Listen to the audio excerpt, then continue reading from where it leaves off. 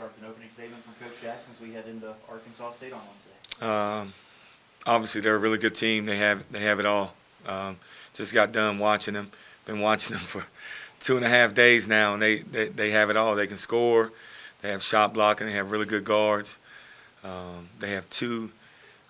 They're Julian and Todd. Take your pick, player of the year. So they're good. So we look forward to it, though. It's an unbelievable opportunity for us. The big dogs, that's what we call them, right? The big dogs coming into your house, national TV game. So it's a huge opportunity for us. Are they just going out there, out working teams, out talenting teams, or is it a part of their system? What is it that makes them so successful this year? Well, they're firepower. Yeah. They remind me a lot of when we had John, CJ, Ideem, that team, because they can score, right? It can be a game, and then you look up and they run off 20 straight. They hit threes, they'll get to the free throw line, they throw a couple lob dunks. So their firepower is unbelievable. Do you get the sense, Corny, that your team kind of accepts the challenge? Like you said, national TV, this is an opportunity. It's a big challenge. Oh, yeah, it's a huge opportunity. You know what? Again, anytime you have the #1 team coming to your building, national TV game, it's a huge opportunity. Huge opportunity for the basketball program. Huge opportunity for the university to kind of showcase Marshall on the national stage. So, we're looking forward to it.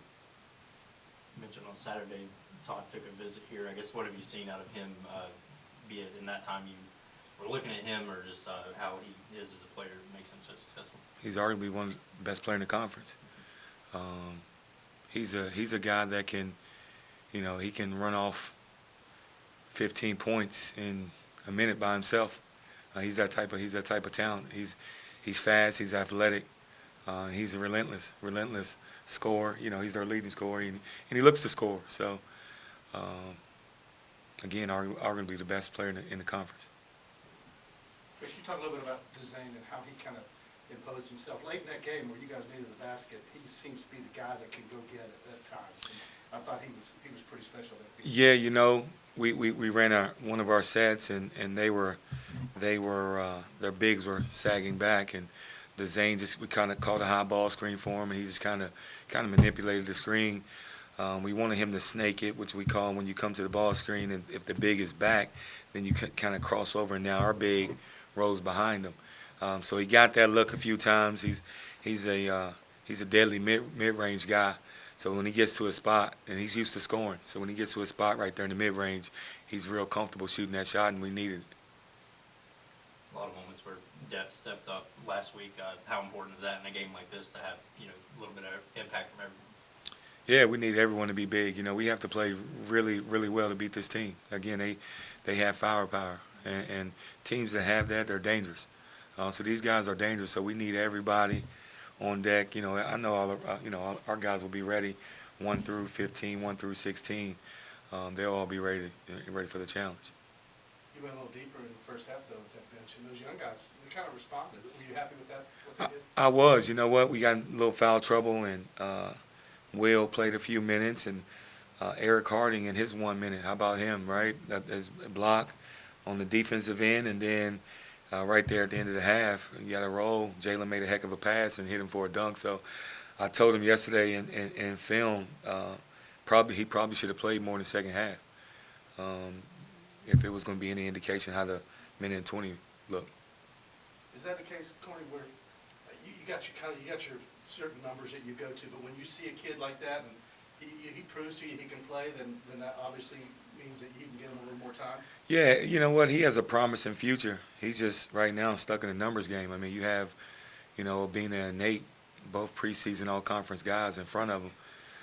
And then he has, another guy in Cade and Wyatt, experienced guys in front of him. So it's just a numbers game for him right now. He's one of those young guys that if he remains patient and keeps putting in the work, he can have a promising future here at Marshall. You mentioned the opportunity of a nationally televised game. Maybe some people haven't seen you all play. But what's one of those things maybe you want to try to communicate to someone what this team can do and what they're about? Well, we just want to play our game. It's another game. Obviously, it's national TV, so it's a heck of an opportunity. But we want to play our game. We want to play hard. We want to be physical, share the ball, get out in transition. So we're not gonna, we're not gonna pull out any magic tricks just because it's on ESPNU, right? We're still gonna play our game. You got a few wrinkles though for them, right? You got a few wrinkles for this game. Or is it at this point, you know how to play, you know what you got on the floor, just go out and do it. I know you're not going to tell me what you got planned. No, you know what? We're gonna play our game.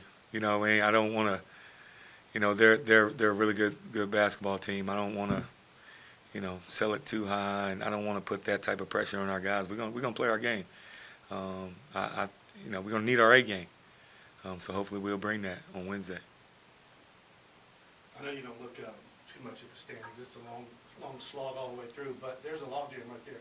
If you guys can, get some big wins down the stretch here and improve seeding, because that's a big deal this year in Pensacola, because everybody's going to the tournament. Yeah, you know what, Keith, it's huge, but at the same time, we try to handle it game by game.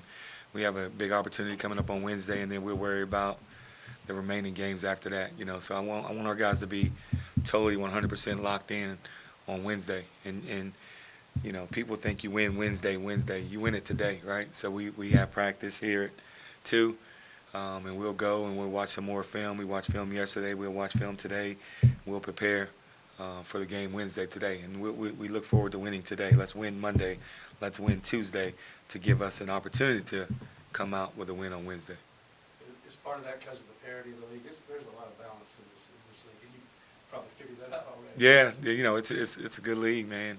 Anybody can beat you any given night, so it's important that you win each day, or it's important for us to focus on winning each day, and then we get our opportunity to tip it up on game day.